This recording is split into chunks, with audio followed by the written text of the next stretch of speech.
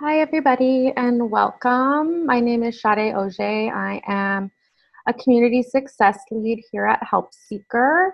I am Cree First Nations from Northern Alberta Treaty 8, and I was leading this project under the supervision of my VP, Monique Fry. Hi, everybody. Monique Fry from the Tiam First Nation, part of the Salo tribe from British Columbia. Happy to be here. So first, we'll do a really quick land acknowledgement. We want to acknowledge that all of Helpseeker's team members and people viewing this presentation today live across Turtle Island, which is now known as Canada. And we want to acknowledge and understand that this place that we all call home today has deep ties and still has deep ties and is connected to the Indigenous people of all the different nations across Canada that have stewarded this land since time of memorial. And we just want to acknowledge also that the part of this project is about data sovereignty. And we know that colonial actors and institutions have perpetually denied Indigenous people their rights to self-determination, and regular sovereignty and data sovereignty is a part of that. And we know that this must be challenged. And this is one of the ways in which we have contributed to that support. Exactly. And our company is very keen on implementing the calls to action for reconciliation and UNDRIP. So we'll quickly go over the agenda. We're going to give you an intro to Helpseeker, what we are, a few things of what we do, an intro to the project, how we honored OCAP during the project, and our approaches to systems mapping while honoring OCAP, and then we'll give you some recommendations and some takeaways that you can implement as soon as possible if you like. So Helpseeker, our mission is to solve complex social change through data and innovation. We're Social B Corp, which means that we are a company that is dedicated to the social good. So we put the societal good above profits, and our work benefits everyone from the individual looking for help to cities, towns, municipalities, decision makers, service providers. And we specialize in tech development, data management, strategy consulting, change management, research, and innovation. We have 2 apps. So this is just to give you some context around systems mapping. We've mapped out the entire social sector across Canada. So that's programs, services related from anything from food, housing, employment, social supports, as well as therapy, anything else, anything that falls under the line of getting the support that you need and finding the help that you need in the fastest amount of time. So that's what systems mapping is. We've mapped out all of these systems across Canada. So now cities and towns and municipalities can analyze their social ecosystem, essentially, and people can find the help that they need in the fastest amount of time on our app. Service providers can use our app and our desktop directory, helpseeker.org, to find services, supports for the people they work with, referrals, etc. So our services essentially are for almost everybody. And then we have a well-being screener, which is just a really quick assessment tool. If you're like, I don't know what kind of help I need, you can quickly do a self-assessment and be like, oh, okay, maybe I could use this type of support. So yeah, that's what we have here. We have undertaken this wonderful project with AFN to do systems mapping of First Nations and Indigenous programs and services across Canada.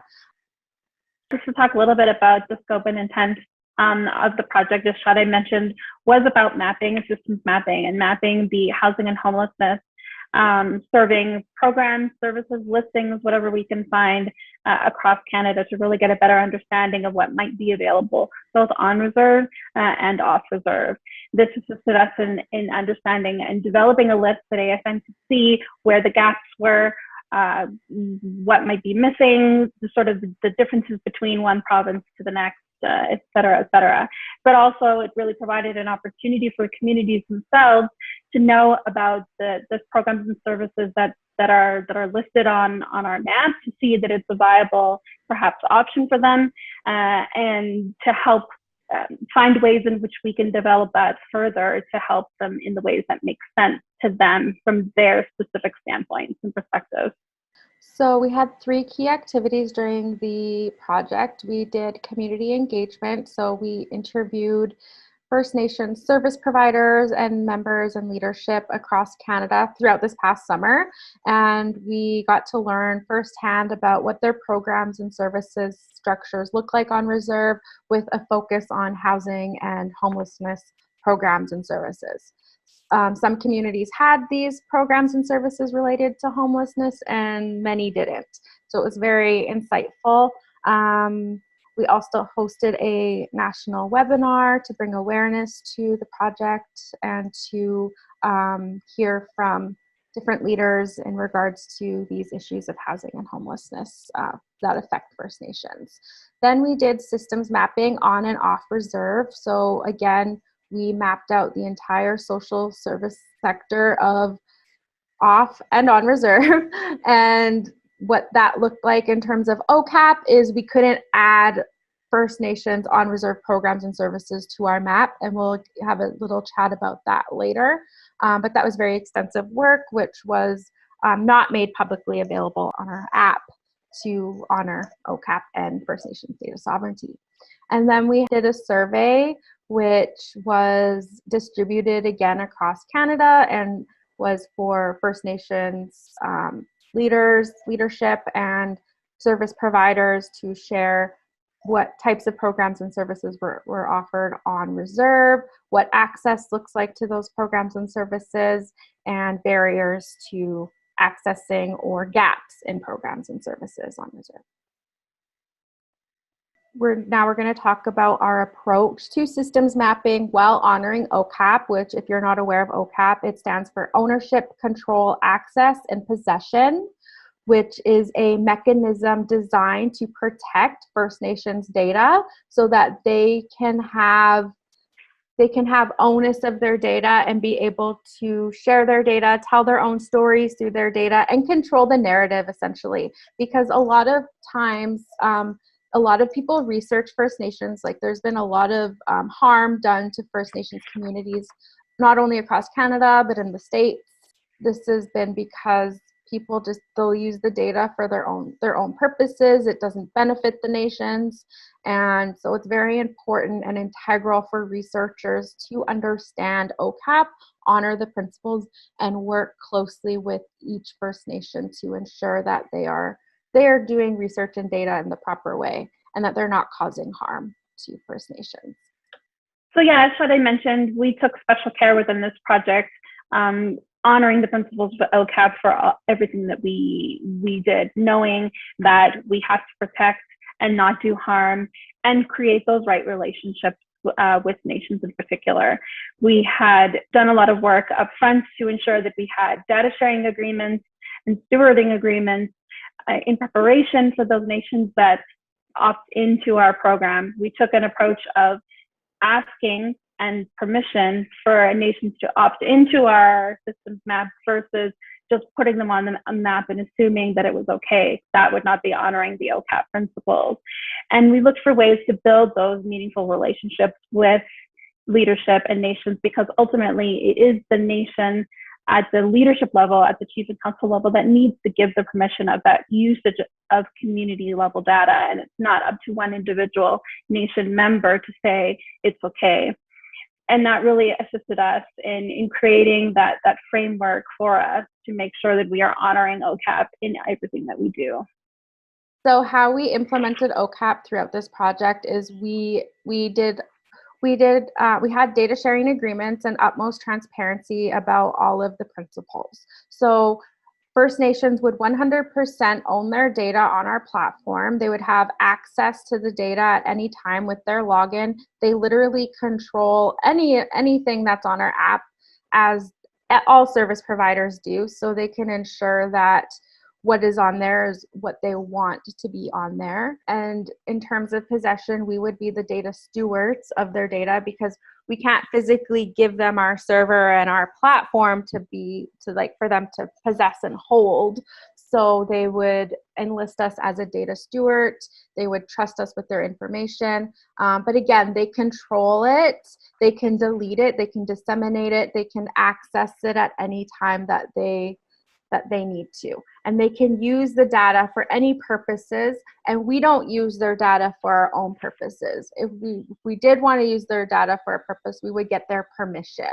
But at this point, that's not our intent. Our intent is to create easier access to their programs and services and create a data set that they can utilize to support building their social infrastructure on reserve. So by putting all of their programs and services into one place, our system then analyzes it. It can look for gaps, duplications, basically build cases for increasing social services and different programs on their reserve. So yeah, we have utmost transparency in all of these areas, and we want to make sure that they're fully comfortable and confident that we're trustworthy and that we're not doing this for our good. We're doing this to support them in building on their reserve. I think this just really reiterates what you said, Sade. We could just leave this up for a second. It just shows some of the ways in which we made sure to respectfully implement OCAP from our perspective for this project to be done in a good way. Yes, exactly. And in the future, we are considering even shifting some of our technology to fully maybe have, like, I don't know, there's a lot of ideas going around, but we want to work with First Nations to hear what their ideas are and how we can better serve them in supporting their social infrastructure. Some of the challenges and considerations for this project, as Sade mentioned, while OCAP principles are something to be taken such care and honor of, it also did create for us an opportunity, though, to look at how are we going to present this data and fulfill the needs of our contract with AFN, also fulfill the needs of our community members as well in the relationships that we started in those conversations that Sade had with them across the country. So again, not adding them onto our systems map was really an important factor for On Reserve, and we had to come up with a unique way in which to display that data and share that data with AFN.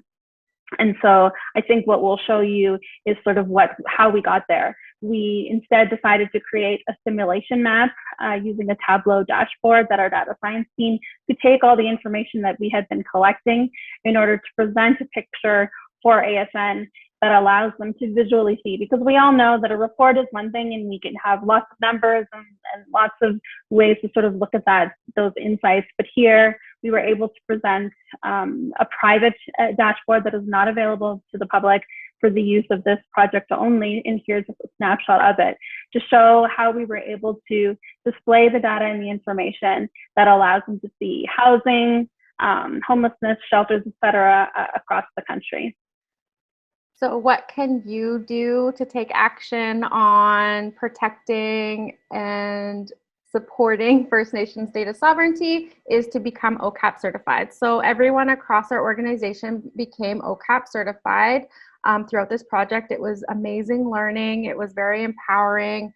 It really gave us those insights we needed to understand why OCAP exists and why this is so important, and how we can contribute to First Nations, not only data sovereignty, but sovereignty by putting the torch back in their hands to control their narrative through their own data. So we just encourage everyone to respectfully honor OCAP in your work, in your research, and consider some of these questions. You may even want to take a screenshot of this slide, and hopefully these are some tangible takeaways that you can utilize in your work.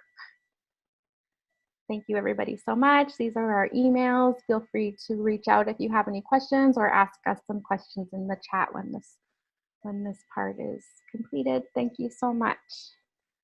Thank you.